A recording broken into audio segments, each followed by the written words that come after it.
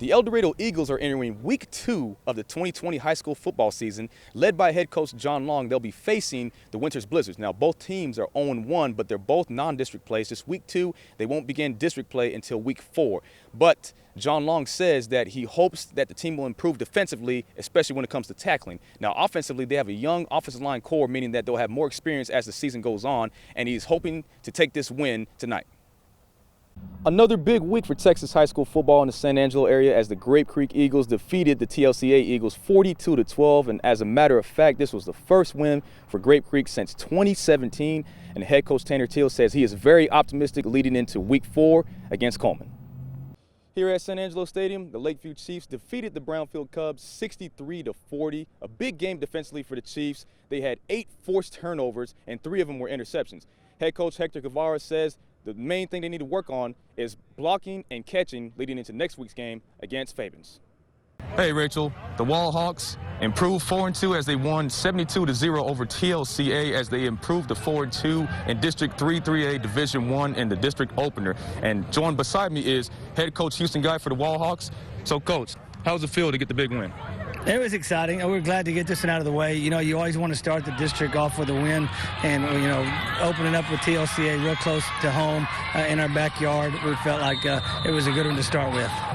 All right, Coach. And we noticed that you rotated 2 quarterbacks in Drew Harrison and Gabe Haskins. So how did it feel to rotate 2 quarterbacks throughout the game? You know, we were looking to see kind of which one is going to give us, you know, different type of reads or different type of looks. You know, one is going to be a little bit better runner, one's a little bit better thrower. We were trying to see which one could kind of come out ahead tonight. Both of them did really good jobs. Both of them, you know, have certain skill sets that we like to see. Both of them did a great job tonight, put points on the board for us. And so, you know, we're going to continue to take looks at both of them as we go throughout the season. And last but not least, you know, going into practice this week, speaking of excitement, how do you feel knowing that your players are preparing for some more district games, especially Jim Ned being as tough as they are? You know, I think our kids relish the challenge. You know, these guys have been, you know, challenged all season long. We packed our schedule with teams that would, you know, rival most 4A, 5A, 6A schedules, and we haven't backed down from any of those guys. And so these guys are ready for any challenge that comes, you know, to them. And so we're ready to take on the next challenge, and Jim Ned happens to be that opponent. And so we're going to line up, you know, put our pads on, put our helmet on, and go strap it on and go get him. All right, sounds good. Once again, thanks, Coach, and good luck this week. Hey, thank you very much. Appreciate it. And once again, Wall improves 4-2 as they defeated TLCA 72-0 in the district opener. And stay tuned next week as they go up against Jim Ned. Back to you, Rachel. Now, the Wall baseball team faced the Kirbyville Wildcats in the state semifinals, and this was their second trip to the state tournament for the Hawks. The first one was back in 2017. Now out to the Dell Diamond. This is the first game of the day. Now on the bottom of the second, it was 1-0 to Wall. Kai Herbert rips it to right. Sutton Hurst comes home, and the Hawks are up 2-0. Take a look at that. And on the top of the sixth, tied at 3, Ryan Goley is in to pitch for Caleb Hertz. And this is the first pitch to Hunter Wallace, and he will hit it out to the corner in the left. Justin Harriet scores. Now 4-3 Wildcats. And towards the bottom of the 7th, this is the last chance for the Hawks. The bases are loaded and 2 outs for Jake Jansa, and he draws ball 4. Goley scores to tie the game, headed to extras. And now going to the bottom of the 9th, runner on for Gage Weishun. He singles up the middle to score Hertz, and the Hawks win in walk-off fashion, 5-4 in 9 innings. That was pretty quick right there. The 2019 UIL Track and Field State Meet kicked off at Mike A. Meyer Stadium in Austin, Texas, with some chilly weather for May with temperatures in the mid-50s. It looked ineffective as the top athletes still ran blazing times, especially for the senior superstar standout Matthew Bowling out of Strake Jesuit in Houston, Texas. Let's take a look at his historic performance. Starting off for the 100-meter dash, Bowling broke the state and national record, running a 10.13. The previous state and national record was set way back in 1990 by Henry Neal out of Greenville High School, running a 10.15. Bowling also competed in the 4x4 100-meter relay, running the anchor leg, and won the gold medal for his squad after a 3-second comeback. Now, Matthew Bowling was in second place by the time he got the baton, and he came back. So that was a blazing 44-74 split time, according to FloTrack.com. And that's it for sports. We will be back right after this. One of the disadvantages a new head coach faces when taking over a program is having a short period of time to get to know and work with their new players. Fortunately, with the new UIL guidelines for summer workouts, coaches like Miles Jason Wilhelm are getting more time than ever to prepare for the upcoming season.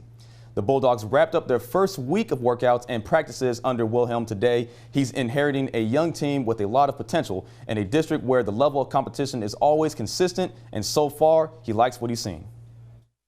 I just want to see good attitudes with the kids, come out here ready to work, and we definitely had that. I mean, they've been excellent for the 3-4 days we've had them this week, and good participation, lots of kids out here, and yeah, really it was kind of our first day to get some kind of work a little bit of football. The expectations are to have a good attitude and learn what we're doing. It's going to be a little bit different, but we're trying to keep it as simple as we can right now. Just want to see a lot of effort and grow from there. Obviously it's not mandatory, but to get to the level that we want to be at, it's very important for our guys and girls to be here, and so far here it's been excellent. So it can still be better, but it's been great. Last week, NFL Commissioner Roger Goodell admitted the league was wrong for not listening to players and now encourages them to speak out and peacefully protest. That statement came in response to the Stronger Together video, where multiple players called on the league to take a strong stance in the wake of George Floyd's death over the next 10 years.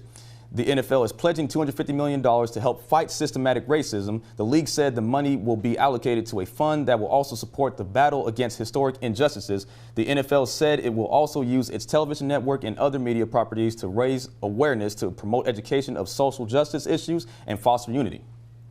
Stick around. Aaron will have a last look at the weather after this. The 2020-2021 school year officially started for the San Angelo Independent School District earlier this week. The beginning of a new school year also brings football season back to life. The UIL gave all 4A schools and below the green light to start on time, while 5A and 6A schools will start next month. Lakeview High School head coach Hector Guevara is doing what he can to keep his players safe in the Texas heat. As far as the heat, we've been going in the mornings this past 2 seasons, so that's kind of been helpful. We hydrate the kids as much as possible, and we give breaks, and in between drills and stuff like that. So, as far as COVID-19 safety protocols, Coach Guevara is making sure his players are constantly following health guidelines issued from the UIL and the CDC. Some procedures players follow, such as using hand gel in between breaks during practice and wearing masks with their helmets off, is a top priority. So far, the players are paying attention to every detail. We're doing the best, following the SISD guidelines and UIL guidelines. We have gel. We disinfect everything out there after we use it. As far as sleds, footballs, everything. Coach Guevara says every locker room will be thoroughly sanitized while they travel to away games. The coaching staff and players will practice social distancing and wear masks inside the bus as well. This process will be repeated all season long. Things will change. It's a fluid situation, so we'll just keep updated with everything they send us, and we'll continue what we're asked to do. And like I said, we'll just keep an eye out if there's any other changes as we go. Teams will take care of each other throughout the season in order to slow the spread of the virus. Mark Brown, KSAN News. It all started on August 7th when the Lone Star Conference decided to postpone all fall sports to the spring 2021 term. On September 4th, the LSC gave their institutions the option to set their own championship segments outside the conference, consistent with NCAA rules and guidelines. ASU decided to compete this fall, meaning they're ineligible for spring competition. ASU head football coach Jeff Gersh is eager to get things rolling. Getting the opportunity to come out and play, it took a while to get our kids back into the swing of things because we went from 0 to 100 really fast, from not playing or not sure if we're going to play to all of a sudden now it's game week. So our kids have responded well. We had a really good practice yesterday, so we're excited about it. Saturday's game will allow fans in the stands at 50% capacity. The sidelines will be spread out more and all coaches will wear masks. With the delayed start this season, Coach Gersh says his team is very prepared. We've been going for a month, and you usually want 3 to 5 weeks of practice time leading for your first game. So we feel really good about our guys being in shape, and our kids understand. I mean, football is going to be a violent sport. It's going to be very physical. Injuries happen in it. We have an outstanding training staff here. Gersh hopes to bring positivity to the community with football returning. Throughout all the turmoil 2020 has caused, Gersh believes there is always a light at the end of the tunnel. I just wish the world was more like a football locker room. You know, the football locker room that we have, you know, our kids come from every different race, religion, beliefs, all those things, but they come together for a common goal. And the world needs that. We need to come together for a common goal. If the world was more like a football locker room, you know, things would be a lot better. Mark Brown, KSAN News.